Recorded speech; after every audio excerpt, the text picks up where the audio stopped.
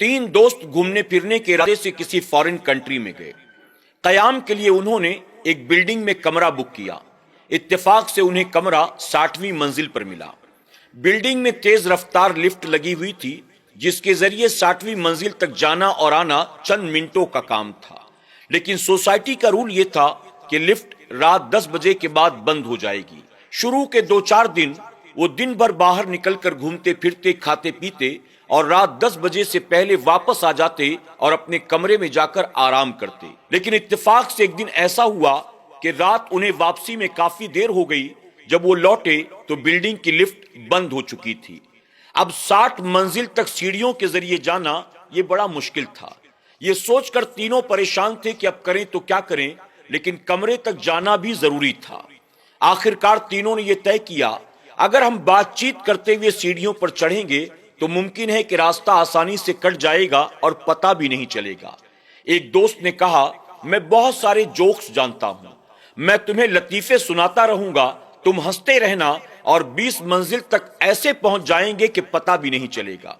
दूसरे दोस्त ने कहा, अगर 20 मंजिल तक ये पहुंचाएगा तो अगली 20 मंजिल तक पहुंचाना ये मेरा काम है। मैं लतीफे तो नहीं जानता, हाँ, लेकिन मैं कुछ दर्द भरी कहानियां जानता हूं, मैं तुम्हें वो कहानियां सुनाऊंगा, मुमकिन है कि तुम्हें वो अच्छी लगे और 20 मंजिलें तक और हम पहुंच जाएंगे। तीसरे दोस्त ने कहा, न मुझे जोक्स आते हैं, न मुझे कोई कहानी आती है, हाँ अलबत्ता मैं तुम्हारे सामने अपनी आप बीती रख सकता हूं। मेरे साथ जिंदगी में ऐसा बहुत कुछ हुआ है जो मैं तुम्हारे सामने बयान करूंगा और इस तरह से हम तीनों बासानी 60वीं मंजिल तक पहुंच जाएंगे।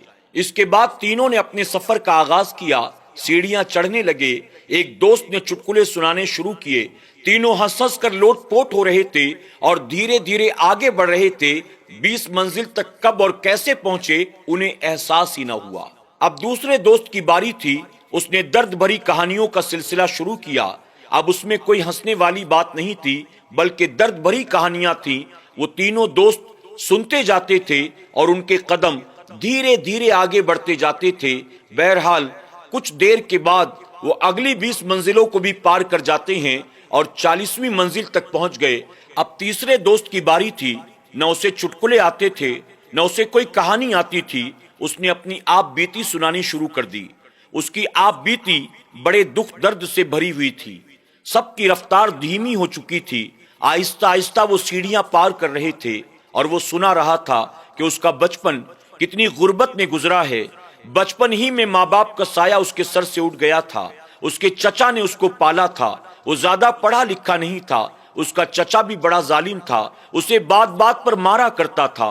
उसकी कहानी को सुनते सुनते आखिरकार वो तीनों 60वीं मंजिल तक पहुंच गए। जब अपने कमरे के दरवाजे पर आकर खड़े हुए तो एक दूसरे से चाबी मांगने लगे।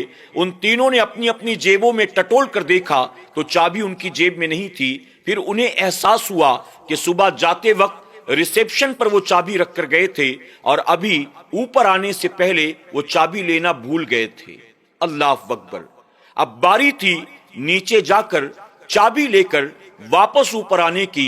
अब तीनों ये सोचकर परेशान थे, आखिर ये काम कौन करेगा। नाज़रीन इकराम, ये कहानी असली नहीं है बल्कि नकली कहानी है। एक अहम बात आपको समझाने के लिए ये कहानी बनाकर आपके लिए पेश की गई है। आप जानते हैं हमारी और आपकी जिंदगी का हाल भी कुछ ऐसा ही है। जिंदगी के शुरू के 20 साल खेल कूद में, हंसी मजाक में, सैर और तफरी में ऐसे गुजर जाते हैं कि इंसान को पता ही नहीं चलता है। और उसके बाद के जो 20 साल होते हैं उसमें इंसान ये सोचता है कि मुझे जिंदगी में करना क्या है।